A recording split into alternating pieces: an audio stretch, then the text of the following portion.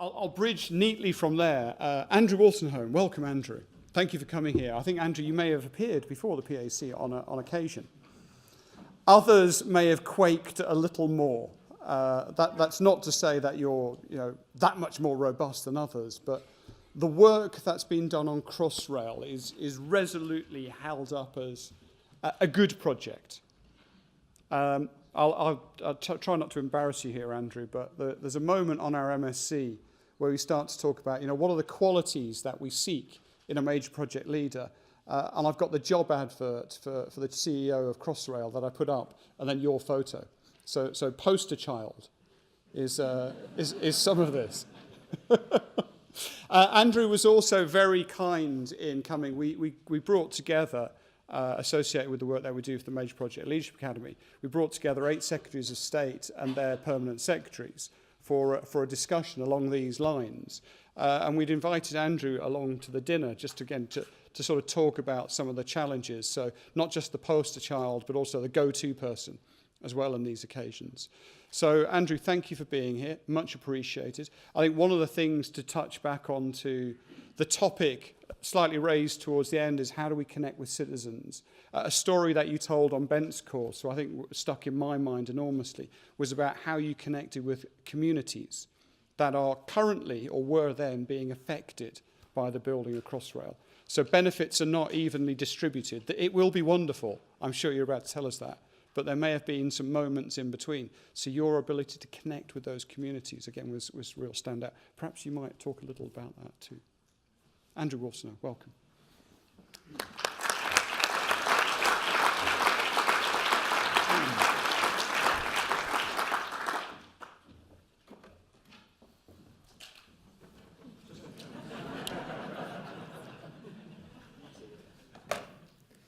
Thank you very much indeed.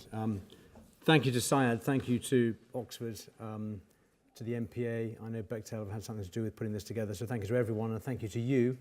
A Friday afternoon on a bright, sunny day, and here you are about to listen to myself and other speakers beyond. There was a moment, and I met at lunchtime one of the cohort of the people who I spoke to previously, and remembered something that I said, which I was very pleased about. It was actually about me drawing the Christmas raffle from a very well-organised group of residents in Westbourne Park.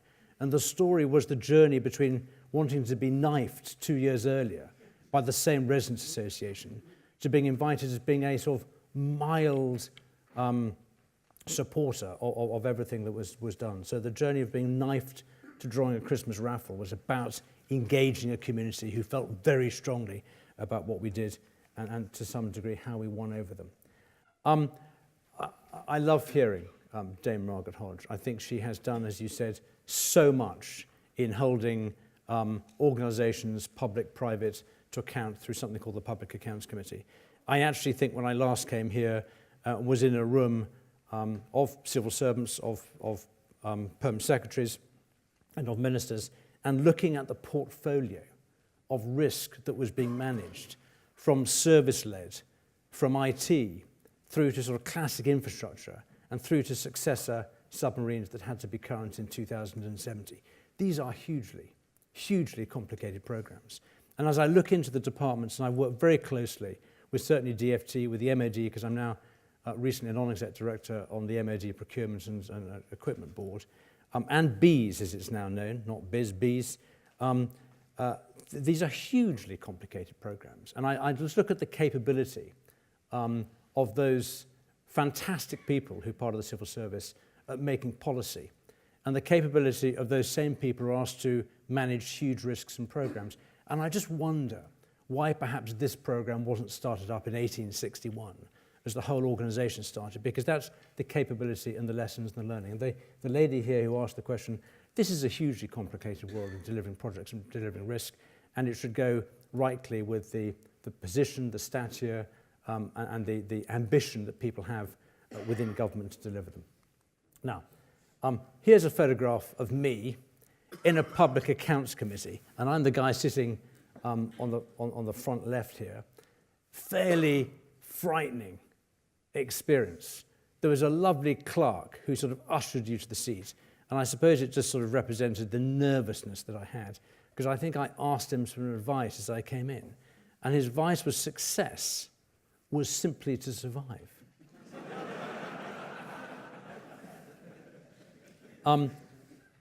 Being accountable as the chief executive of a £14.8 billion programme weighs heavily on your shoulders. To my right in that photograph is the permanent secretary. And I'm very pleased that Margaret Hodge was spreading the confidence that she had in this programme. Not just Crossrail, but the Department for Transport, Transport for London, who were joint sponsors on this occasion, and the whole team.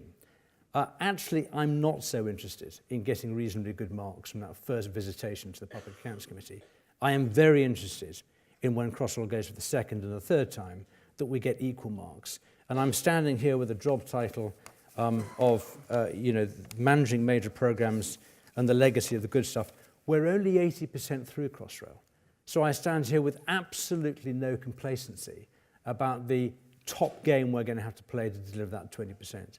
But I hope very much that the ambition in getting good marks from the Public Accounts Committee is that final visitation to the Public Accounts Committee itself. Most of the observations of that Accounts Committee was about how time had been spent early on, up front, in organising, understanding the risk, in putting in the governance to manage that risk, in understanding what the very strong why on Crossrail was, what the outcomes and the output should be. And very much sort of focused on the observation that we had spent time, we had deliberated, and we'd put in place the foundation stones to be able to understand and to manage that risk. And actually, the Public Accounts Committee were good enough to say, quite a lot of these lessons should be taken back and applied to ourselves across government. And the observation one has is that the stability that I've been allowed to develop in this organisation and the empowerment that I've got through a governance system that I think is now well understood and well recognised as being a stable one, is the ability to be able to manage that risk, to procure good people, to pay good people the right amount, and to be held accountable at the same time. So I just was rather amused that I found that photograph as my segue into what I really want to say. So 3 things. Something about major projects. And apologies that this is an infrastructure programme. This is a railway. This is about creating growth and capacity. Something about building on the investment. I've been charged with spending £14.8 billion of public sector money, and I will have to go back to the PAC to account for the value for money that's creating. Between meetings here, I spoke to a couple of my chief executives in the supply chain, and we had some open and honest discussions, mainly about leadership and about behaviour. That's my job. If we get leadership and behaviour right, then actually people are empowered to spend that money on my behalf and to feel accountable for it. Here's a selection of programmes. So 3 things. One is major programmes. Secondly is building on the investment, delivering those 14.8 billion. And thirdly is about creating the sort of legacy of the good stuff. I think I'll be judged probably by the press, who are only ever at best balanced and more often than not hostile, on whether or not we deliver what we said we would, on cost, on time, of very high quality, and we did it safely. The whole of the Crossrail will be remembered long after that for how we did it. And that is about the legacy that we put in. And I want to principally talk about the things that we are doing now. An 80% complete programme, about the things that we think will last beyond the time frame of Crossrail and help this country have the capability of building Crossrail 2, High Speed 2. And the £411 billion worth of pipeline programmes. I'm not sure where the other 300 billion are, but I'm delighted that they're in the pipeline there somewhere. And I showed these programmes because I think this is, in a sense, for UK PLC, where part of our legacy started. These are all complex programmes. They're all multi-billion pound programmes. I was the programme director for Terminal 5, which is top right. But we learned a huge amount of those programmes that preceded us. And particularly in those days, something that Bechtel were heavily involved in, High Speed 1. We stole with pride, not starting with a blank sheet of paper, but with pride, things that they did, and we built on them. The ODA actually issued a presentation about some of their processes about a year after they came to CT5, and they were embarrassed, but it still had the little T5 logo on the bottom of it. So with pride, an ODA process was a T5. Delighted. Absolutely fantastic. David Higgins was not entirely embarrassed.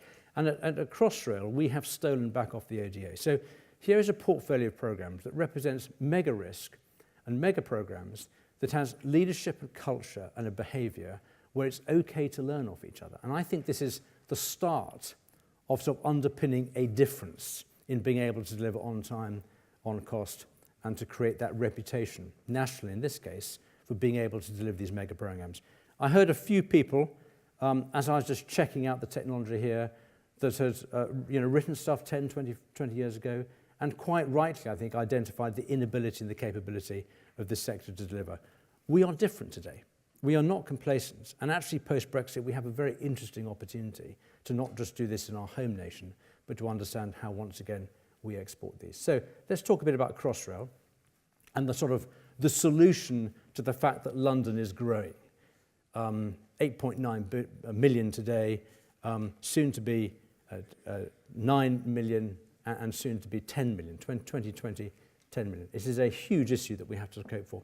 The simple notion that we sort of took on is a business case and an investment decision around spending £14.8 billion and to get back at a very conservative level about 40, probably 50, could be even £60 billion worth of economic value over the duration of the economic cycle. And at the other end, which is the end that I normally start off, why? To connect 1.5 million people to where they're going to work over the next 20 years within a 45-minute period, and to stimulate through capacity the growth of London. 200 million extra journeys and a service that takes high-speed, high-capacity metro service across London at 24 trains per hour.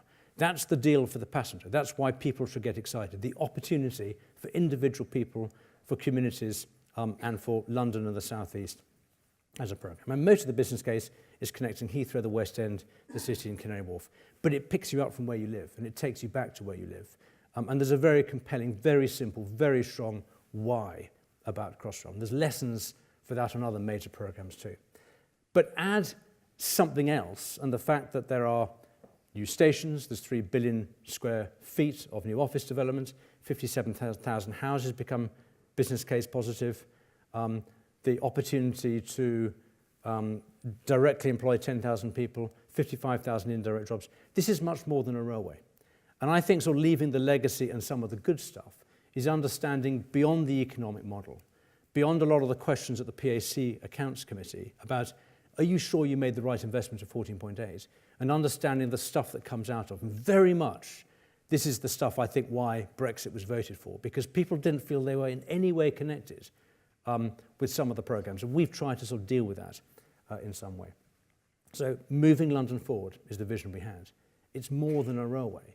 And the difference between a railway and moving London forward is probably some of the good stuff sitting within the legacy. We'll go through that. Let me just tell you very quickly about the project. We've got 4 critical paths right now. The rather inconvenience of having to take on this is you've got to build it. And that is a huge, huge risk that I'm charged with managing.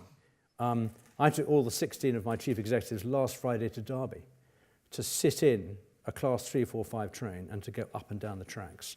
I wanted to remind my construction supply chain that this was about passenger journeys and about people.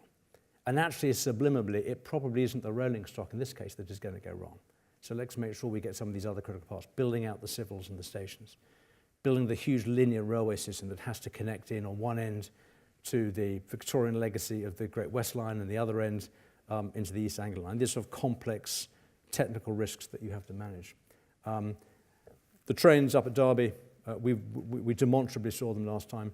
And then there's the property, the oversight development in the public realm, the privately funded art programme. All these things sort of matter, that on opening day, what are people going to feel about the investments and the inconvenience that we've delivered. This is complicated.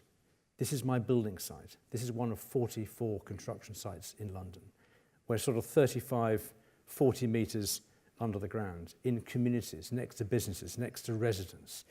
That is why I have partly to understand the stakeholders in leaving some of the good stuff. The legacy that actually when these programs come along, it doesn't disturb local communities quite as much as they thought. That the trade-off between the inconvenience for 2, 3 or 4 years is worth the long-term benefits. And if every time you came to the front door or the local community say, it isn't going to be so bad to build High Speed 2 or Crossrail 2 or a new nuclear power station, because we will look after you, then actually there'll be much, much more acceptance of managing some of these risks in the long term. Just have a look. So there's Centrepoint on the right-hand side. Here's another picture of Centrepoint. There is underneath about 25 metres and 15 metres respectively, the central line in red and the northern line. Some of the enabling works that had to be built underground to create a front door for Crossrail to build, and then Crossrail itself. This is huge infrastructure. I would love just to pick you all out right now and take you down one of these tunnels. And no one has gone down and come up again saying, I had no idea how big, how complicated, how much risk there was, and on what scale. And I'm only proud of the teams and the supply chains that are really sitting on the front edge of sort of British engineering and British technology and British construction to do that. It's really sort of a great story. The only thing that people will see is the yellow bits at the top. That's what we call the oversight development, the little tiny tip of the iceberg of Crossrail. This is going to be sort of residential, commercial, and mainly sort of office buildings. And it's important that we generate some income from those office buildings, about 7% of the income to pay for the public infrastructure. Actually, in Singapore and Hong Kong, those yellow bits would be 92 stories high, and they'd generate 60, 70, or 80% of the income. So we have a lot of lesson to go in how private sector and you as citizens should pay for some of that 14.8 billion. So there's delivery and scale. Now, this is the only photograph I've got of construction. We're going to go on to that sort of good stuff in a minute. The top is the raw construction risk. When you put these teams together to manage the governance of these programs, and again, this isn't an advert for Bechtel, but Bechtel form a very, very important part of our extended client organization as part of our program delivery partner, then you have to have the capability for just a few years as a pop-up client to create, this is the right place for those people to generate the next line on their CV. To manage that raw construction risk, when you have a fleet of 8 tunnel boring machines doing 42 kilometres of new tunnels under London, most of which is historic, under 16,000 different sort of properties, this is sort of very complicated in its own right. I love that picture on the top right, because that is sort of mining. This is not tunnel boring machines. Those are a team of world-class miners in East London who've just built a cavern that was 22 metres across and about 18 metres high. The biggest sort of cavern in soft clay ever built. It is a very, very sort of proud-making moment. The second line is about the more complicated systems, manufacturing, and assembly process of turning those civil and structural spaces into passenger spaces and into linear railways. And the third is about creating what really is the sort of value, which is through the rolling stock, the public realm, a passenger service. And we are sort of halfway through that second, that middle row, and we're about to go into telling the public how excited they should be around the service that Crossrail is going to provide. And there's the service. We're opening in 5 stages. Just a little bit of an advert, a sort of a watch this space at a cinema near you. Actually, in May next year, we'll be running new rolling stock on the green bit, which is from Liverpool Street up to Shenfield. We're not really going to celebrate that. That's existing service. As is the red bit, which is a year later, May 18.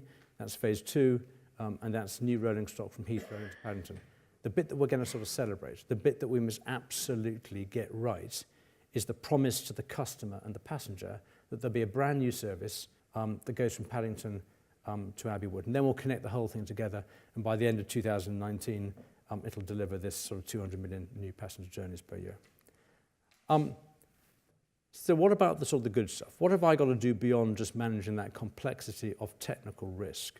And my job is really all about creating the environment, getting the right team of people around me, empowering people, making them feel accountable against that strong vision of moving London forward.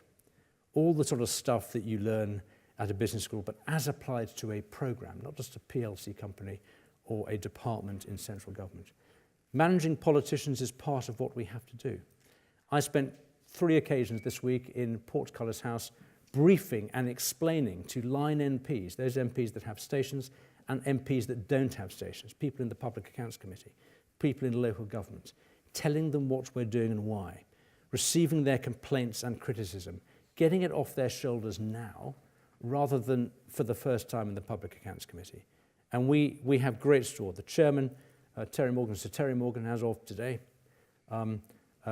great store in being able to tell people what we're doing and ask them what we're going to. This is a very old photograph, by the way. Does anyone recognise it? Boris Johnson was just off to the left, and he was hatching a plan at that stage, and we know what that plan was. This was at Farringdon. I'm looking at Ailey here. This was at Farringdon, just when the last tunnel boring machine had entered the cavern, about a third of the space of this room, with about 3 times more people, all miners, all absolutely proud of what they'd done in being able to deliver the 42nd kilometre of bore tunnel. Managing the press in the meeting, I didn't mean to have these two individuals here again. Boris has always got his hat slightly cocked. I'm never quite sure why. They are only ever going to be balanced. And again, I put quite a lot of my time and energy in making sure that we are open and honest in telling our version of the story. And they can make of it what they want. But it's a very important part of, I think, what we do, is to be able to manage the press. Up to now, you haven't seen much about us. That is really great, because if you had, and as Margaret Hodge explained, she never goes on the Today programme to tell the world about a good story. You never really see us in the press about the good news, even though we like to show photographs every now and then, and fly-throughs, and invite members of the public into our tunnels. But managing the press is very important. People. Managing the people and the communities, and we've spoken about these. These are people who live in Newham. They had the new runway from City Airport. They had the DLR, and now they've got Crossrail. And these people still don't have a station near their front doors. And they need looking after, and they need understanding, and they need listening to. So we take them down the tunnels, and we try and listen, and we don't give everything we can. But it is really, really important for me to win on a daily basis the license to keep on building Crossrail. And as Chief Executive, all of these 3 Ps as part of my job, as well as understanding the risks of the construction. It's much more fun to go down a tunnel and talk to tunnellers and have a look at all the heavy kit than sometimes it is. But this is how you need to produce some of the good stuff. And on people, the 3,000 bodies that we exhumed at Liverpool Street, they also were important. That with dignity, we sort of reburied them on one of the islands out in the estuary. And the way in which I think the Crossrail story is unfolding and how we care about the legacy of those cultures that came before us. There's one moment in Liverpool Street where you could be 1 metre below the ground in the Bedlam Hospital of 3,000 bodies, another metre and a half in 1463 with London's Black Death, and another metre and a half down to Roman London. And when you were down at that lower level, looking at the most perfect cross-section of a Roman road, the Highways England would be proud. Would be proud. And you think of the legacy learning documents that they, a very, very sort of special moment. People. So what is the good stuff that we need to leave? When we first analysed how many people we needed to build Crossrail, there weren't enough people to build it. If you go down some of our sites today, 30 or 40% of those people are probably from Eastern Europe or from overseas to help us build it. And in order to create not just the workforce and the skill set you need to build Crossrail today, you need to invest in those people in quite a long period of time. So there's a big post-Brexit question as to how we'd have the people capability of doing this. And what we did is we put people and skills at the heart of actually our job plan to build Crossrail. And we converted that through a training college in Newham. It was the right place to put an £8 million building and to create the capability and the capacity and the draw to train people to build soft tunnels under London, to look after our apprentices, to look after our frontline leadership programs, and just to be the sort of program where skills and training was important. On the left, 400 apprentices. Today there's 600 apprentices, 602. And on the right, trying to attract 50% of the potential workforce who had not yet really been spoken to, women. And I'm absolutely delighted that we are making inroads. We're moving the dial in creating and lowering the barriers to make sure that the next generation of leaders are all female leaders. And we've got some fantastic examples where that's been the case. So now what's happened? What have we left post-Crossrail? These are now 2 training colleges for HS2.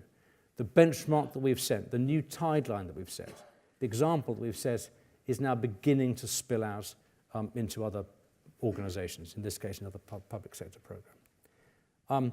The economic side, not just the social skills side and the environmental side. So I think our whole approach to sustainability has been observed very interestingly. I know exactly where my Crossrail pound goes. If you put £8 billion into your supply chain, then it can't just go to London and the southeast. I went to supply chain conferences to the northeast, to Wales, to Scotland to get supply chains excited about them helping me spend those Crossrail pounds. And when I go into MPs' rooms, this resonates about picking up, how many apprentices have you got from my constituency? I tell them how many small, medium-sized companies in some part of industrial northeast are working on Crossrail. And it's a part of leaving, I think, some of the good stuff. Incidentally, I think post-Brexit, this is what people felt was not happening. There you are, building another £14.8 billion programme in London, the South East, but it doesn't affect my life. And this is the sort of stuff that helps to bridge affecting everybody's life.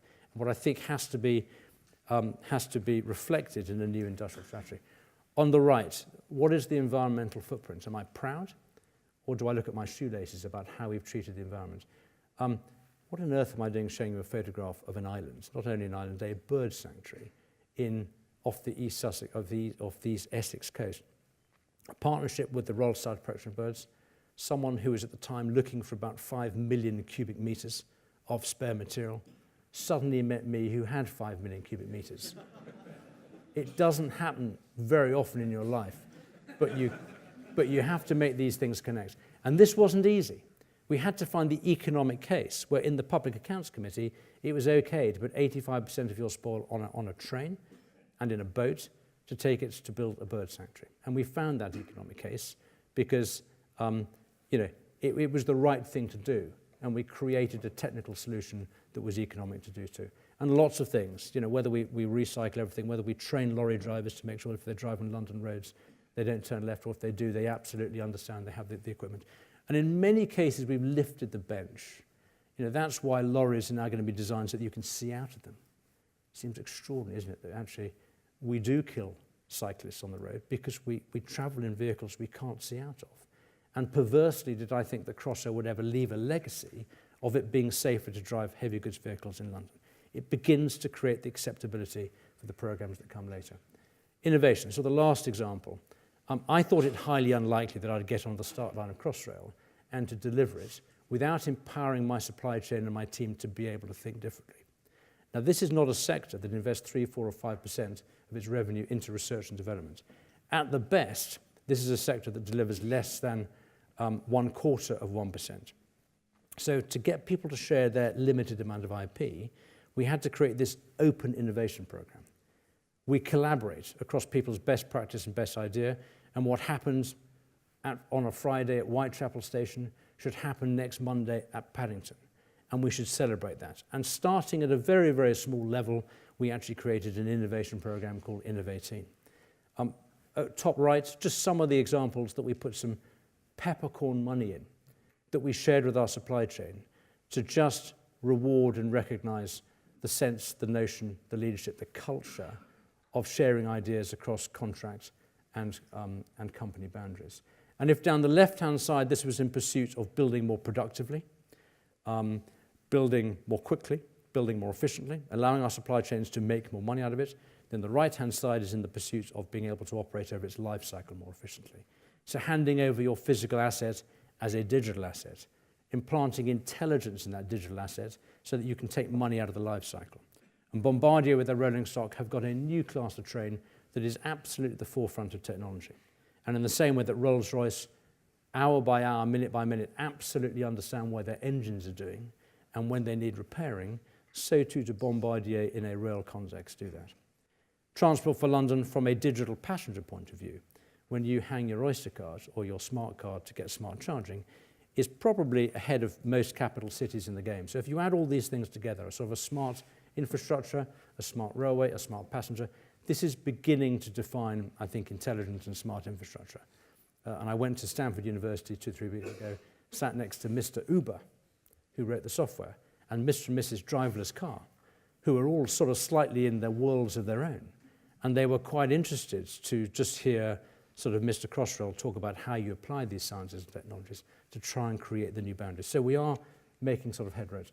So here's the £400 billion opportunity, mainly in energy and mainly in transport. And all of this, or most of this being in public sector. And the question is, how can you take some of the good stuff, not from a project that's completed, but trying to have an aspiration to leave some of the good stuff. And we've looked very hard at sort of legacy. Andy Mitchell, who's my program director, came into my office about a year and a half ago, and I absolutely knew what the little white envelope was coming my way, a letter of resignation. And for a millisecond, for a respectable period of time, I was pretty disappointed. But Andy has gone to run Thames Tideway. And the best way that you can pass a legacy is to move people seamlessly across boundaries who take lessons from one environment and set them in the other environment. A lot of our supply chain have built 42 kilometres of tunnels under London, are now going to go and build slightly bigger, but a lot less. The passengers aren't so intelligent in the Thames Tideway. But this is how you have to pass on sort of something to say. All of these recipient organisations, our responsible approach to packaging up the things that went well and the things that didn't go well, the things that we would not do again, in a culture of learning, I think is very important. And the one going out to the right is important too. The confidence, the opportunity, the support from government post-Brexit, the size of the balance sheet are all important to being able to export once more in a part of the industry where actually in many cases we absolutely excel and are able to do so. And those lessons about how you set it up, how do you get a strong why, how do you engineer a solution, how do you get a funding model for London for £15.8 billion, and how do you get political alignment such that when you arrive at the Public Accounts Committee, you can get a good bill of health. And then again through delivery, my second arrival at PAC, and then through life. Was that a good investment? Had we wasted the billions of pounds in actually being a poor client, being a poor procurer, not being able to identify how that risk is actually managed and procured and tied up in contracts and relationships? And how do you use that then for the benefit of recycling through those £411 billion worth of programmes? And our legacy, tap it on the internet later tonight. See what you think. So I wanted to launch our legacy 2.5 years before it finished. Is that arrogant? Is that complacent? Or is that what this sector should do, not to wait until the end of a 5-year cycle and to be 2 years late for the start of another programme? Or is it being honest and open and transparent? And I think that's what we've tried to do. And I'm very pleased about sort of the quality of some of the papers that are being written there and the honesty and transparency of what went well and what didn't go quite so well. How do you put those into projects through personal contact, through people moving forward? How do you put it on the industry through dissemination of events and social media and through publications? And I guess the last slide and the last legacy is a visit that we had last May from Queen Elizabeth II. There was actually a very embarrassing moment where I didn't explain what was going on too well, and I handed Her Majesty, I know I'm not allowed to talk about what was said, but this is what happened. I handed Her Majesty a great big lump of metal, and it was the tooth of a tunnel boring machine on a piece of mahogany with an engraved inscription. And the tooth was from a tunnel boring machine that we called Elizabeth. And I said, Mum, here is Elizabeth's tooth. We would like to give it to you as a gift. And there was a very short moment of utter confusion as to what this was about. There's not much sort of digital legacy other than the fact that her dress is digitally color coordinated with that of the brand. But I think sort of the living legacy of naming Crossrail and all that she represents as the Elizabeth line is a nice little tribute to, I think, a project that is in good shape. There's no complacency. There's plenty of risk out there. But I think we like to represent something that is learning and that can be taken forward. Thank you.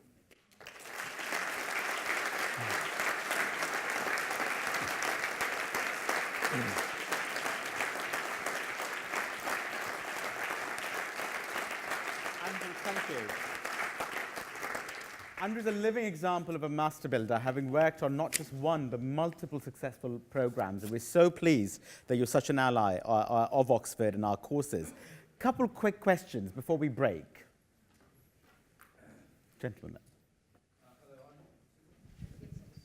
I'm Rory Coonan from Greenacre, investors, and Wolstenholme undergraduate here. I noticed the train this morning from Paddington to Oxford took longer than it did many decades ago. Perhaps you can fix that at weekends. I noticed that you seized with alacrity the chance that we all love to mark our own homework, which you did with commendable enthusiasm. But I think it's only fair, therefore, to ask you what went wrong. You alluded to what went wrong, but you were too shy, perhaps, to tell us what went wrong. Well, I can't yet claim accountability to fix the line to Oxford. That's right. I do travel to Lewes every night on Southern Rail, so I do understand some of the difficulties. Well, what went wrong? I mean, we're 80% through. You know, the things that we wished we hadn't perhaps tied up or defined or contracted in the way that we've got now, that with the knowledge I had now, I wouldn't have done 4 or 5 years ago. Let me sort of simplify. The industry hasn't got the capacity for one organisation to build Crossrail. We also don't have the capacity for one organisation to design Crossrail. So we were bound to break Crossrail up into pieces in the same way that High Speed 2 has been broken up into pieces. I suppose some learning is we made those pieces, those parts, those interfaces too complicated. I won't necessarily tell you which stations. Whitechapel is very complicated as one. And what we now find ourselves in is that was probably a simpler way of putting it together. Now, some of that is about the configuration and the size of the industry itself. So, I actually made the right decision based on the right information then, and I probably couldn't have changed it. But keep the interfaces simple. Whether it is an IT program or a service delivery program or a local program or a mega program, it is the interfaces that cost you leadership, that cost you behavioural sort of attitude, that cost you money, that loses information. So wherever you can keep those interfaces simple. And I look towards High Speed 2, and we spent learning days with High Speed 2 to try and pass on some. If we could do this again, how you decide to get organisations to build, or to design build, or just to design, and how you can manufacture those interfaces so that they are inherently simple. Looking at the complex system integration interfaces, I think we got that right. And when you look at complex train systems, going through 10 new stations, 44 existing stations, over 3 different signalling systems, I can't relive the Victorian way that was laid out to me, but you can design those interfaces. So whether it's good practice or bad practice, it probably rests in keeping it very simple and making it very simple for future generations. Andrew, Yeah. you carry quite a responsibility and accountability to spend £14.8 billion wisely. Actually, I hope it's less than 14.8 billion, because that's the P95, as I recall. So it would be nice if it was a bit less. Commercial secrets away here. And in the course of the project, because it is such a big responsibility, have you suffered from an excess of oversight and assurance throughout? Are you going to declare your interest here? An ex-colleague who used to lead what's called the P-Rep. So the P-Rep was a group of people who provided assurance to our joint sponsor team. Have we suffered from sort of too much oversight and assurance? I don't think so. I think what we did very early on is we got a strategic group of people together that included the P-Rep, included the National Audit Office, included Transport London assurance team and our own assurance team, and worked out how could we make sure that there wasn't a visit or a tap on the door from one particular project management organisation, let's say at Bond Street, who got 4 successive audits all doing the same thing. And I think that what we've done very sensibly is to sort of laid out a strategic plan for assurance and to make sure that where possible there weren't too many overlaps, that the culture around assurance is about trying to pick up useful and intelligent lessons and making sure that you fix it and you don't suffer from it again. I meet the P-Rep every month. I don't question the fact that I'm being observed through different lenses and that things are being picked up against me. I can't be defensive about that. But I just say, is there anything that you're picking up that you think we're not? And I think the culture of having a sort of acquisitive mind, the culture of not being defensive about assurance, and I think the aspiration collectively from the whole organisation not to duplicate is probably about as best as it gets. I don't particularly enjoy being questioned and scrutinized. The Public Accounts Committee is a very central process. It's not much fun.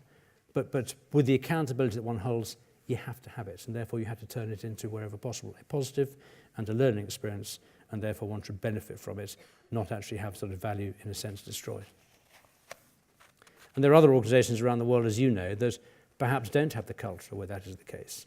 And indeed, you can sort of cite those programs where things happen, where there isn't the transparency or the culture where bad news travels fast, then things go wrong. And it is not normally a situation where you couldn't fix it. It is normally a situation where you're not happy or comfortable to talk about those issues and therefore don't have the opportunity early enough to put it right.